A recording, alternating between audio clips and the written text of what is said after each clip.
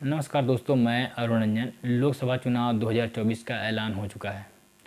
कहीं अब भी जो है मतदान चल रहे हैं, तो कहीं अभी नामांकन चल रहा है। वहीं कुछ जगहों पर अभी भी कई पार्टियों की ओर से नामों का ऐलान होना बाकी है, जो कि किस लोकसभा सीट से कौन चुनाव लड़ेगा अब भी उस पर से पर्दा उठना बाकी है।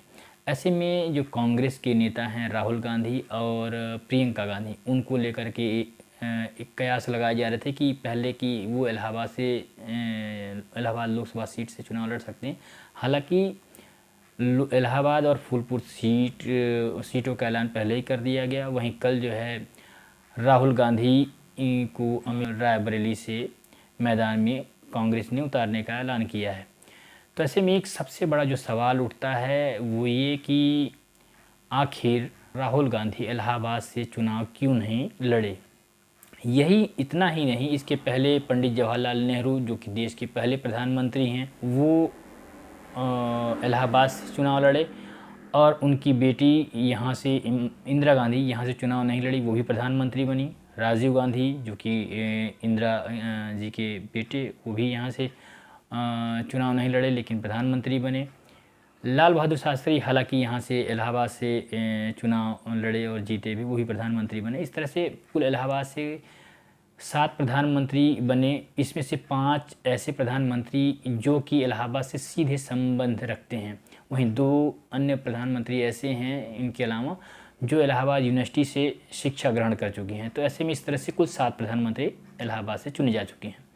लेकिन लोगों का जो सबसे बड़ा सवाल है, आखिर राहुल गांधी और प्रियंका गांधी का एक खून का रिश्ता होने के बावजूद इलाहाबाद से वो आखिर यहाँ से चुनाव नहीं लड़ते हैं। आखिर इसके पीछे की क्या वजह है, इसको लेकर के जब हमने कांग्रेस के वरिष्ठ नेता जो कि 90 साल के हृदय नारायण मेहरोत्रा, उनसे जब मैंने बातचीत की, आपको बता दें कि जो मेहरोत्रा जी हैं वो पंडित जवाहरलाल नेहरू जी के साथ चुनाव प्रचार में लगे हुए थे। लाल बहादुर शास्त्री के साथ भी उन्होंने वक्त गुजारा है, इंदिरा जी के साथ भी, और इसके अलावा राजीव गांधी सहित तमाम जो वरिष्ठ नेता हैं कांग्रेस के, उनके साथ भी उन्होंने वक्त गुजारा। तो ऐसे में उनका अनुभव बहुत तगड़ा है इस मामले में कि जो मतलब नेहरू परिवार से आखिर कोई क्यों इलाहाबाद सीट से चुनाव नहीं लड़ता है, आखिर इसके पीछे की क्या वजह है। इसके अलावा जो पहले की कांग्रेस थी और वर्तमान की कांग्रेस में किस प्रकार का बदलाव देखने को मिलता है और राहुल गांधी को लेकर के उनकी क्या सोच है, इन सब पे हमने बातचीत की है। तो आइए हम उनसे आपको इस बारे में उनके इस वीडियो के माध्यम से आपको बताते हैं। को लेकर के बहुत ज़्यादा चर्चा होती है हमेशा कि फुलपुर का ये कांग्रेस की सब कमला बहुना कांग्रेस में जवाहरलाल जी के बाद जब सवाल आया चुनाव लड़ने के, एक बहुत बड़ी बात, इंटरेस्टिंग बात बता रहे हैं आपको। जवाहरलाल जी के बाद चुनाव लड़ने की बात आई कि कौन लड़ेगा चुनाव, तो शास्त्री जी तो बड़े महीन आदमी थे, वो नहीं चाहते थे कोई नेहरू परिवार का आदमी वहाँ खड़ा हो, क्योंकि वो समझते थे नेहरू परिवार का आदमी खड़ा होने का मतलब है कि हमारे प्रधानमंत्री के पद पर एक झगड़ा पैदा हो सकता है। शास्त्री जी बहुत ही महीन नेता थे, बहुत महीन नेता थे। अंदर क्या थे ऊपर क्या थे बहुत कम लोग समझ पाते थे उसको। तो शास्त्री जी ने यहाँ पर एक पंडित केशव जो मालवी मिनिस्टर हुआ करते थे आयल के, उनको भेजा जा करके तुम वहाँ पर सिचुएशन नाको कि किसको लड़ाया जाए चुनाव। केशव देव मालवी आए, अपने शोषित पार्टी के मिनिस्टरों से मिले, प्रयाग होटल में ठहरे, मैं भी था, हाल चाल लिया, पूछा। तो उन्होंने जाकर कहा कि चुनाव की स्थिति अच्छी नहीं है क्योंकि महंगाई बहुत है, ये है वो है, बड़ा झंझट, बड़ी महंगाई है और चुनाव कोई जीत नहीं पाएगा। तो मिसेस पंडित वहाँ की मेंबर थी, हाई कमिश्नर लंदन में थी। जब उनको मालूम हुआ कि उनका चुनाव लड़ने के लिए कोई दूसरी नाम हो रहा तो उन्होंने तुरंत इस्तीफा दिया और आई और उन्होंने कहा कि फूलपुर से चुनाव मैं लड़ूंगी। उनका विरोध हुआ, लेकिन एस.के. पाटिल ने कहा कि अगर एस.के. मिसेस पंडित कहती है मैं चुनाव लड़ूंगी तो इनको लड़ने दिया जाए। तो शास्त्री जी के पास कोई रास्ता नहीं था, उनको चुनाव लड़ाया गया और उस चुनाव में शालिग्राम जी ने उनका विरोध किया। 58,020 वोट से मिसेस पंडित चुनाव जीत गई।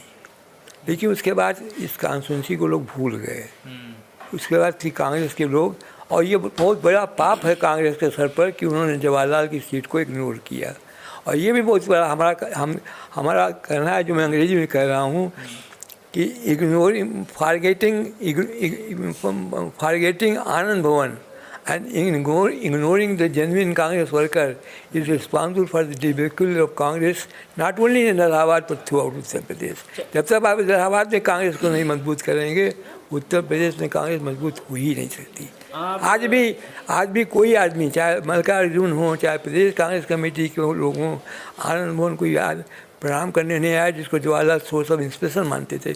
पूरा फ्रीडम मूवमेंट है।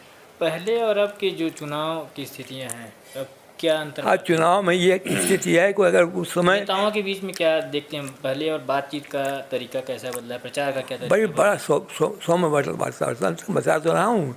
रामगोपाल सन जी की मोटर ख़राब हो गई देहात में, शास्त्री जी के पास 2 मोटर थी।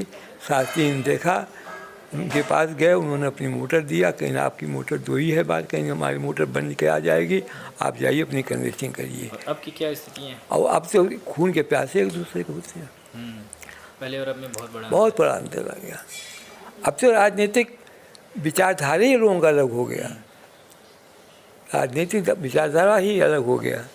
और राजीव गांधी जो हैं वो बहुत ही सोबर प्राइम मिनिस्टर थे, great like Jawaharlal, commoner like Lal Bahadur ji, brave like Indira Gandhi, sober like, gentle like Rajiv Gandhi is at to become the leader of the Congress party. वर्तमान में जो कांग्रेस की स्थिति पहले और अब के कांग्रेस में क्या आप पाते हैं कि क्या अंतर है और क्या स्थितियां हैं? पहले के कांग्रेस जो थी वो सामाजिक भावनाओं, व्यक्तिगत संबंधों के आधार पर राजनीतिक रूप से काम किया करती थी। उसका धीरे धीरे कांग्रेस का पतन इसलिए होने लगा कि हम दूसरे के पार्टी के लोगों को अपने यहाँ लेने लगे, उनको तरजीह देने लगे। सबसे बड़ा उदाहरण ये है कि जब यहाँ पर हर सीट को रिपीट किया गया इलाहाबाद में, तो अशोक वाजपेयी जो राजेंद्र वाजपेयी के लड़के थे, और राजेंद्र कुमारी वाजपेयी और इंदिरा गांधी का बहुत ही गहरा संबंध था, तो अशोक वाजपेयी का टिकट कॉन्स्पिरेसी के रूप में तोड़ दिया गया। उसी दिन से कांग्रेस इलाहाबाद में समाप्त होने लगी, क्योंकि राजेंद्र वाजपेयी इलाहाबाद को रिप्रेजेंट करती थी और उनके लड़के को टिकट काट करके बाकी सबको टिकट दे दिया गया, चारों एमएलए को, और वो एक कॉन्स्पिरेसी तहत किया गया अशोक वाजपेयी के लिए। तो कांग्रेस का पतन प्रारंभ इसलिए हो गया कि कांग्रेस के वर्कर्स को बहुत इग्नोर किया गया। अब देखिए, हमारे जैसा आदमी जो बहुत कमिटेड कांग्रेसमैन है, जो जवाहरलाल को गांठ बांधता है और जवाहरलाल जी को कहता है 5000 से कोई पैदा नहीं होगा। आज 3-4 साल से मेरी तबीयत खराब है, हर आदमी मुझको जानता है, चाहे प्रमोद तिवारी हो, चाहे जो हो, हमको जानते हैं। कोई भी हमसे पूछने नहीं आया कि मनोत्रा जी आप आजकल कहाँ रहते हैं, क्या करते हैं, जबकि मैंने कोई मीटिंग नहीं मिस किया है। केवल एक बार मुझको एयरपोर्ट का पास नहीं मिला, मैंने जवाहरलाल से शिकायत किया, उन्होंने ज़बरदस्त नाराज़गी जाहिर किया और कहा नौजवानों को इग्नोर मत करो। अच्छा, ये तो इसलिए जो कांग्रेस जो है उससे अपने वर्कर, सच्चे वर्कर को भूल गई। राहुल गांधी को लेकर क्या आप? राहुल गांधी को मैं गांधी गौतम के बाद तीसरा राजनीतिक रूप से नहीं बल्कि धार्मिक और आध्यात्मिक रूप से तीसरा आदमी मानता हूँ, और इतिहास इस बात को साबित करेगा।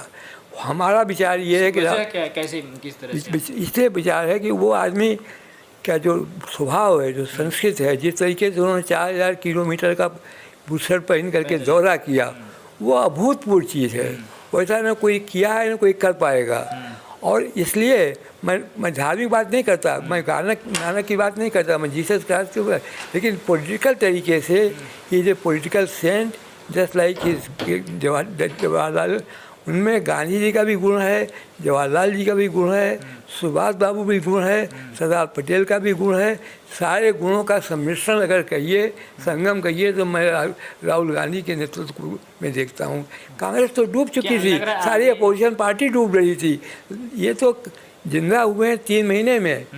चाहे जितने बड़े चौधरी बने, भाई बंगला खाली ममता जी को छोड़ करके कोई आदमी ऐसा नहीं है जो एक दावे के साथ कह सकता था कि मैं परमानेंट रहूँगा।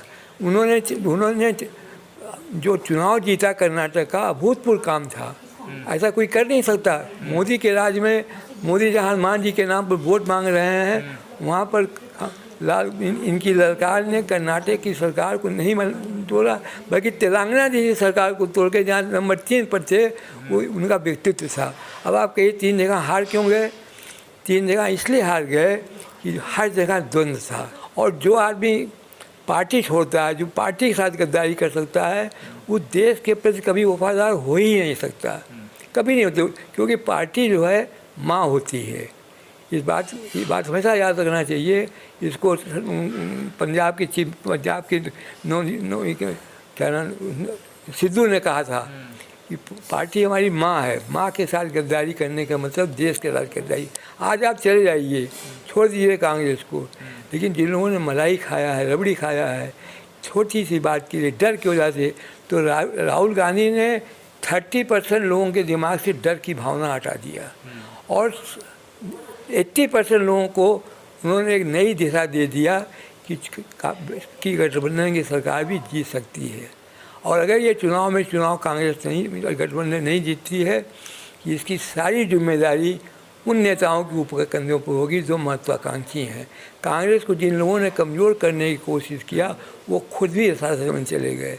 मायावती ने कांग्रेस को गाली दे करके पानी पी के गाली दिया, आज 1 सीट उनकी विधानसभा में रह गई।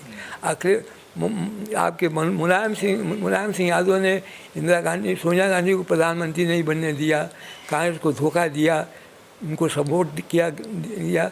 आज उनकी स्थिति देख लीजिए कि अखिलेश कहाँ पर हैं। अखिलेश चीफ मिनिस्टर नहीं हो पाए 5 साल के बाद, घर में लड़ाई हो गई।